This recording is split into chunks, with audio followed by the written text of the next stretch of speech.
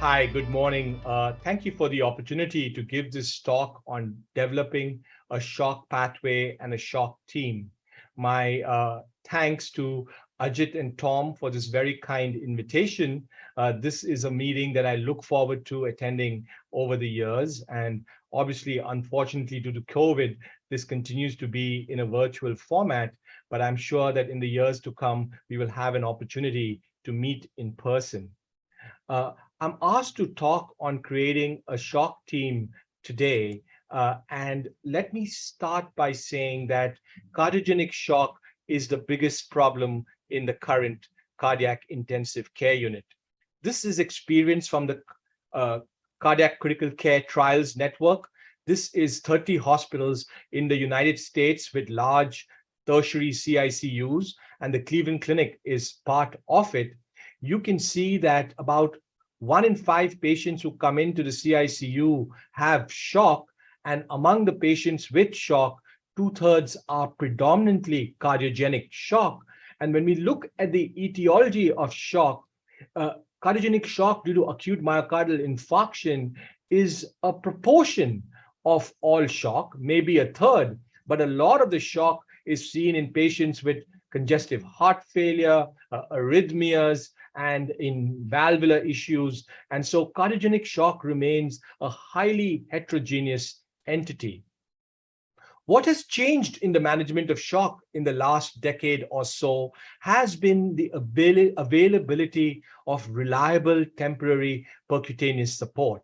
So at our institution, depending on the ventricle involved, depending on the pathology, when we go on support, we may use an intra-aortic balloon pump, or we may use other devices like an ECMO, a tandem heart, impeller, or rarely when we need biventricular support, we may even go on to a CentriMag device. Clearly, these different devices have different degrees of LV unloading, and really some of them are providing isolated LV support, and the others are providing whole heart circulatory support. With this availability of these temporary devices, regardless of what the etiology of shock is, if we cannot, either we go ahead and treat the definitive condition, so like we revascularize someone with an acute MI, or if we still are in shock after definite treatment, we make a decision that unless there is obvious futility, we tend to bridge patients with one of these devices with the option that by bridging them, we can preserve end organ injury, we can prevent, keep the hemodynamics stable, and allow for heart recovery from definitive treatment or perform definitive treatment. However, if these treatments fail or cannot be done, we then proceed with withdrawing care. A small number of patients may improve. We tend to wean them off support. But in those who are select candidates, who are young, they don't have any comorbidities, we consider advanced options, and those might be a left ventricular assist device, a total artificial heart, or even transplantation. So here's an example of how these devices might work. Here's a young 40-year-old coming in with a large anterior wall myocardial infarction, has multiple arrests on the field, comes into the cath lab with restoration of circulation. Emergent angiography shows an ostial LAD that's completely occluded. It's completely recanalized with success during the initial procedure. The patient is hemodynamically unstable.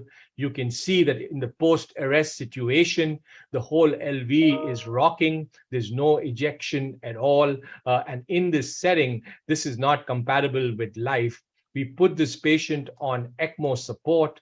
We in the cath lab itself, and then subsequently 3 days later, you can see a complete recovery of LV function, salvage of myocardium in the infarct-related zone. And so this person is going to have a fantastic overall outcome. And while these cases are exceptional, it just highlights the power that these devices have to sustain the circulation, while the impact of the initial therapy is yet to be had. That being said, the mortality with cardiogenic shock, and this is the paper we wrote with Jake Genzer, which is the Mayo Clinic experience, you can see stage D and stage E cardiogenic shock in the United States today still has a mortality rate ranging from 30 to 65%, depending on what the underlying pathology is and depending on how sick the patient is going to be.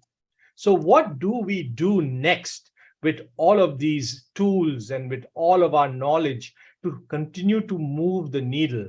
How can we further improve outcomes with cardiogenic shock? And that is where the shock team concept comes in. You know, putting mechanical circulatory devices is fairly easy to do. The goal of putting mechanical circulatory devices is to restore end organ function. We want to unload the injured ventricle, and we want to allow a safe bridge to recovery, transplant, or permanent device and buy some time. Simply put, we want to first save the heart and as a result, save a life. But putting in these devices, I know they're extremely expensive in India, but in the US, we have access to them. But putting these devices in, even in the United States, is extremely costly. Clearly, we have a lot of complications with terms of vascular access, and we can't simply put these devices on everybody all the time, because that would not be appropriate medicine, it would not be appropriate ethically, and nor would it be tolerable both financially and from a cardiology standpoint.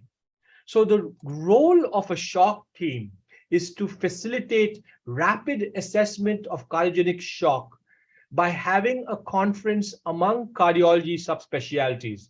And I would say I've highlighted some of the important players in this rule. And so this is our primary goal. And so we would say that we would activate this shock team in two circumstances. The routine circumstance is there's a patient in another institution, they've had a large infarction, and they're still in refractory shock, and they don't have additional support devices beyond an intra-aortic balloon pump. An urgent situation may be you're in the cath lab and you perforate a coronary, you're working on the patient has a huge pericardial effusion, there's hemodynamic collapse, and while you're putting a covered stent or something, you want circulatory support, and you're going to put the patient on ECMO in that situation. This is how the shock team workflow works in the Cleveland Clinic. Our shock team works 24/7, 365.